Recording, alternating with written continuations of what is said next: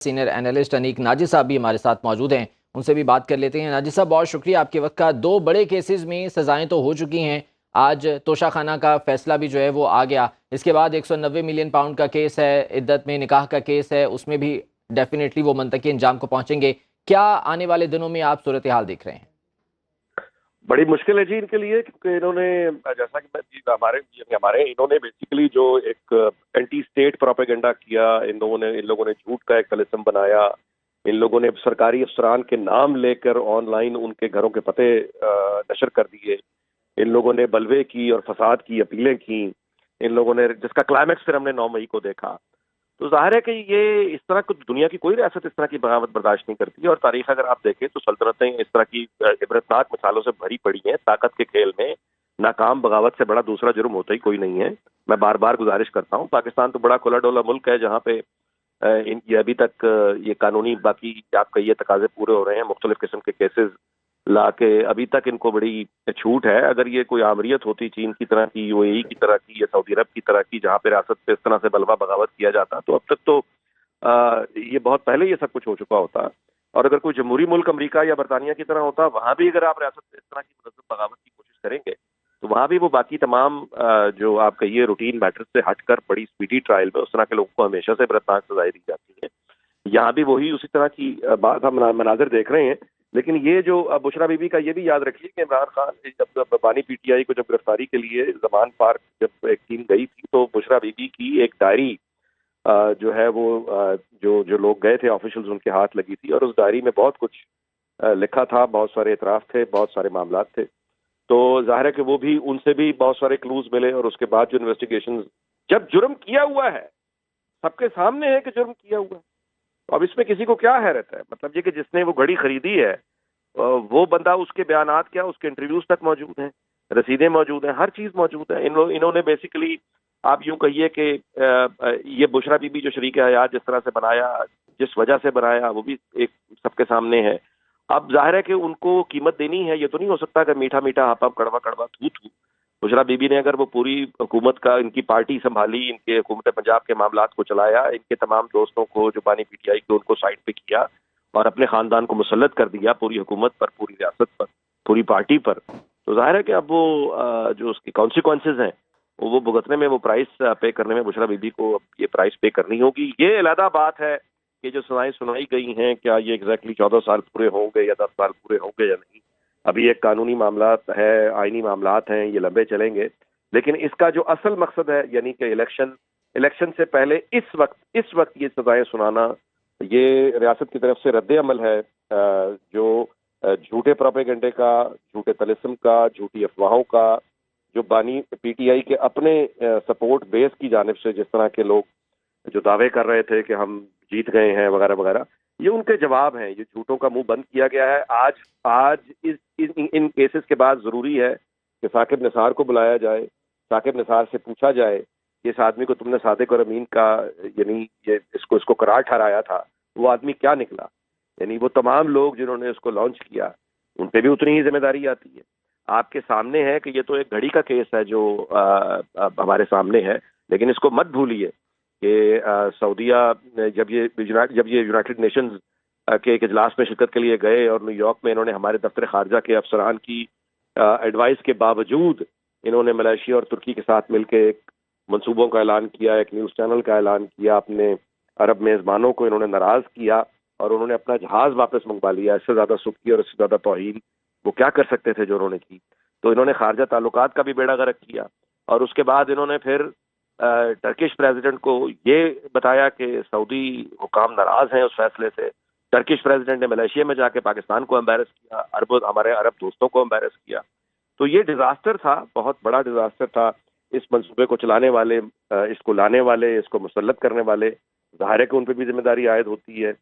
लेकिन ये हम सब के लिए इबरत का एक आपका ये मिसाल बनी है कि वो तमाम लोग जो अपने ही हमदर्दों को, दोस्तों को दगा देते हैं, उनसे झूठ बोलते हैं और जादू टोने पर यकीन रखते हैं, तावीज़ गंडों पर यकीन रखते हैं।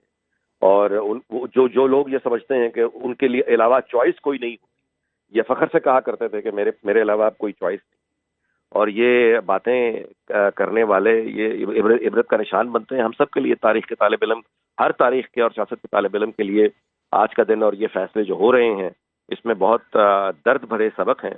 और हम उम्मीद ही कर सकते हैं कि आइंदा कोई लीडर अपने आप को इंडिस्पेंसेबल ना समझे, ठीक। आइंदा कोई लीडर इस तरह के जादू टोने पर चलकर अपने ही दोस्तों को दगा मत दे।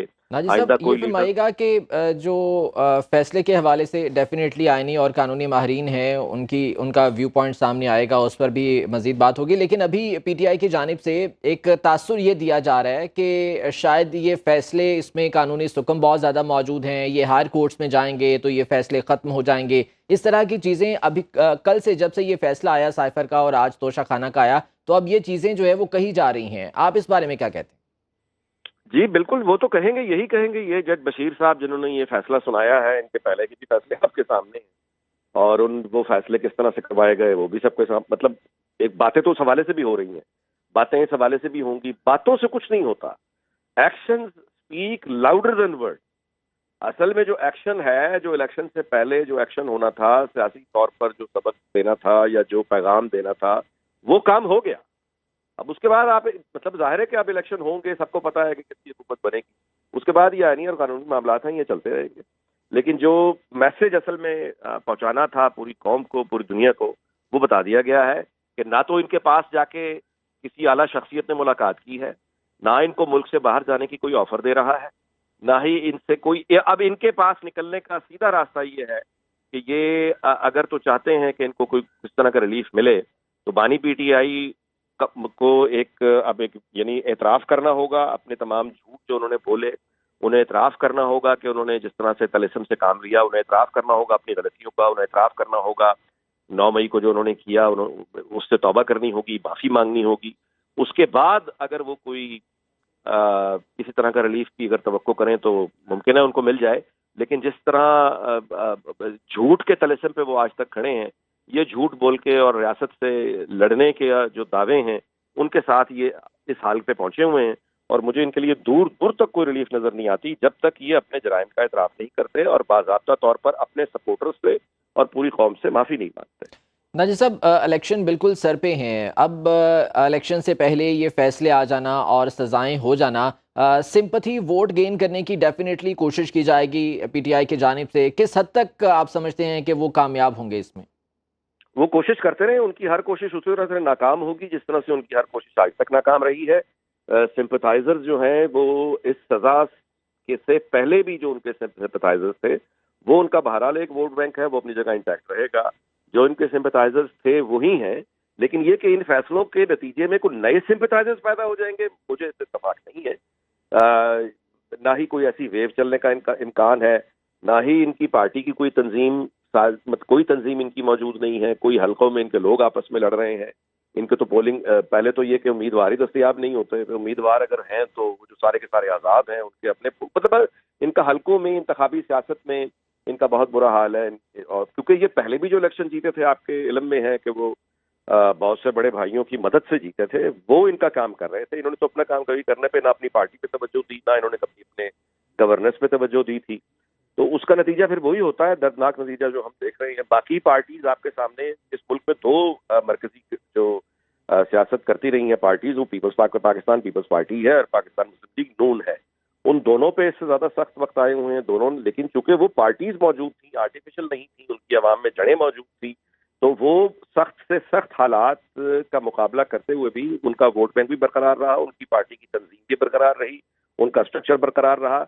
और उसके बाद जब अपॉर्चुनिटी उनके सामने, अपॉर्चुनिटी ने खुद को प्रेजेंट किया, तो वो उससे फायदा उठाने की पोजीशन में थी। यहाँ तो हालत ये है कि इनको अपॉर्चुनिटी प्रेजेंट कर भी दी जाए तो ये उससे फायदा तक उठाने की पोजीशन में नहीं है।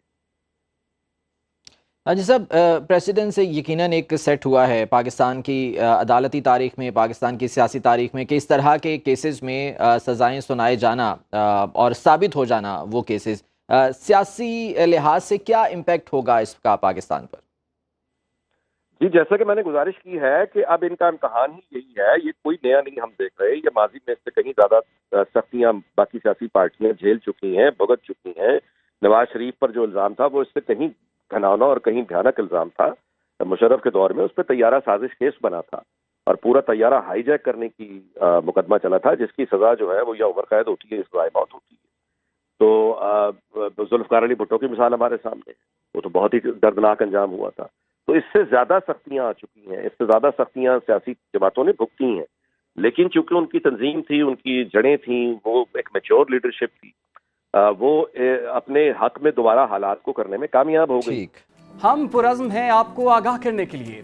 अगर आप दुनिया भर से हासिल होने वाली इत्तलात, मालूमात और ख़बरें जानना चाहते हैं तो अभी सुनो न्यूज़ का YouTube चैनल सब्सक्राइब करें और बेल आइकन पर क्लिक करें।